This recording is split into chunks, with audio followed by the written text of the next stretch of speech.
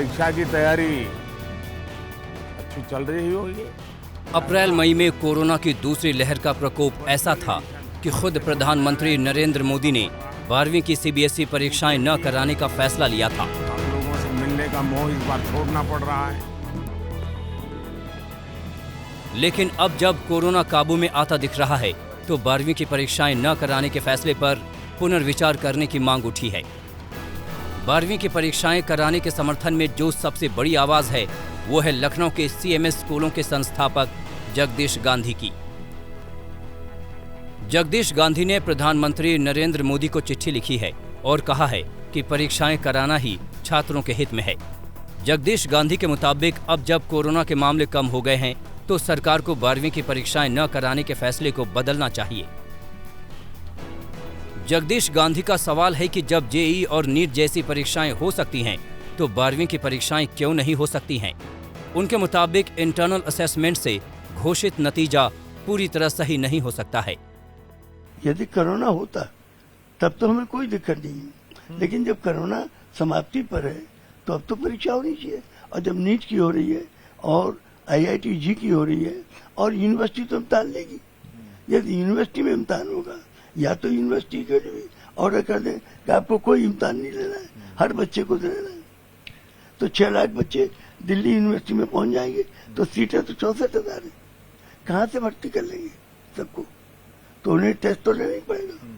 तो टेस्ट लेते ही इम्तहान लेते हैं तो वो भी तो इम्तहान लेंगे।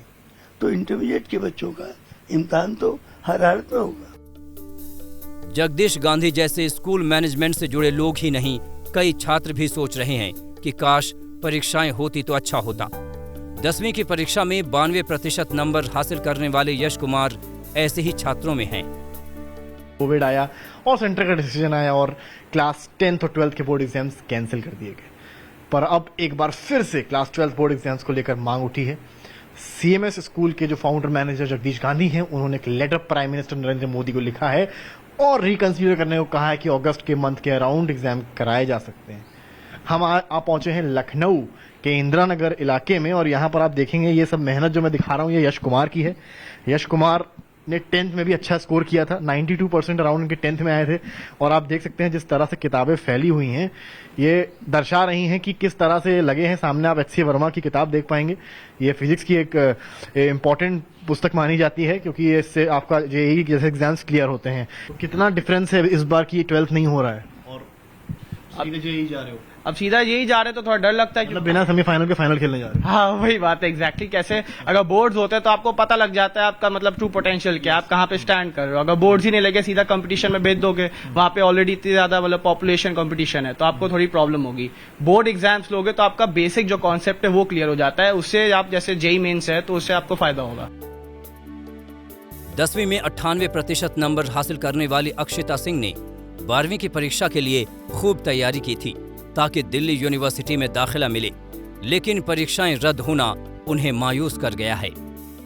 Of course Delhi university I mean one of the prime colleges हैं जो हर बच्चा एम करता ही है एक बार अपनी लाइफ में, तो दिल्ली यूनिवर्सिटी के लिए मैं एम कर रही थी। अभी अगर एग्जाम नहीं होंगे तो क्या फर्क पड़ेगा? आई थिंक गवर्नमेंट एक एंट्रेंस एग्जाम निकालने की बात कर रही थी, CUCET जिसका नाम है। अगर वो निकालती है तो हमारे पास अभी भी 2 months का विंडो है, बट अगेन अगर पहले से पता होता तो हम उसमें प्रिपरेशन करने के लिए अपना पूरा साल दे सकते थे।